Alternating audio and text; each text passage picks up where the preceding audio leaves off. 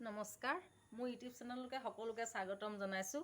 মই আঘোণিবাৰীলৈ যোৱা 3 দিনমান হৈছিলে আৰু তাত মই দুনিশা থাকিলোঁ আৰু তাৰ যিবিলাক আঘোণিবাৰীৰ স্মৃতি, আহোম ৰজাদিনীয়া গদাধৰ সিংহৰ যিবিলাক স্মৃতি দেখি মোক খুবেই দুখ লাগিছে। তাৰে কেইটামান ভিডিঅ' আপোনালোকৰ আগত মই দাঙি ধৰিছোঁ, চাই থাকক। গোবৰ ৰজা পুত্ৰ গদাধৰ সিংহই ল'ৰা ৰজাৰ ভয়ত অংকক্ষত বোকাৰ ভয়ত এই হলগুৰি আঘোণিবাৰীত আহি পলাই আছিলে। মানুহে কথাতে কয় নহয় বোলে টিপামৰ ভাদৈ ৰহা ৰহদৈ হলগুৰি আঘোণিবাই তিনিও বাই ভনী কাণে ডিঙি ধৰা দি সম্বন্ধত একোৱেই নাই। তেওঁ বৰ্তমান প্ৰতিমূৰ্তি ইয়াত স্থাপন কৰা হৈছে। ইমান হাবি জংঘলে ভৰি আছে দেখিছেনে বাৰু? ইয়াক যদি ধুনীয়াকৈ সংৰক্ষণ কৰা হয় তেতিয়াহ'লে পৰ্যটকৰ আকৰ্ষণ ভূমি নহ'বনে বাৰু?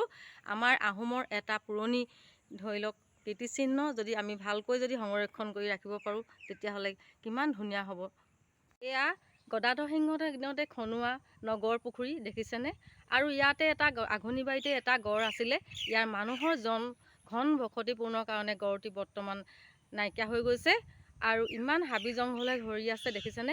ইয়াক যদি চৰকাৰে ধুনীয়াকৈ যদি সংৰক্ষণ কৰি থাকে তেতিয়াহ'লে পৰ্যটকৰ আকৰ্ষণ ভূমি নহ'বনে?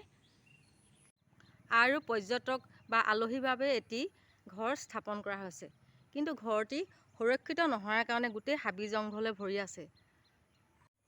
আঘোণিবাৰীত ঘাইঘৰত সকাম থকা হেতুকে মোৰ এই নগৰ পুখুৰী ভিডিঅ'টো কৰোঁতে খুব লৰালৰি হ'ল আৰু কিছু কথা ক'বলৈ থাকি গ'ল। লোকবিশ্বাস আৰু কিছুমান ককা আইতাসকলৰ মুখে মুখে কোৱা অনুসৰি বোলে এই গদাধৰ সিংহৰ এই নগৰ পুখুৰীটোত খোজ পোৱা গৈছিলে আৰু এই পুখুৰীটো খান্দোতে ডাব কটাৰীয়ে খান্দিছিলে আৰু তাত এজোপা থেকেৰা গছো আছিলে বুলি জনা গৈছে আৰু এটা গড়ো আছিলে বোলে। এতিয়া ঘন জনবসতিৰ কাৰণে এই গড়টো নোহোৱা হৈ গৈছে। অজানিতে মোৰ যদি কিবা ভুল হৈছে আপোনালোকে ক্ষমা কৰি দিব। আজি ভিডিঅ'টি ইমানতে শেষ হ'ল। পুনৰ এটি ভিডিঅ'ত আপোনালোকক লগ পোৱা আশাৰে আজিলৈ আহোঁ। নমস্কাৰ।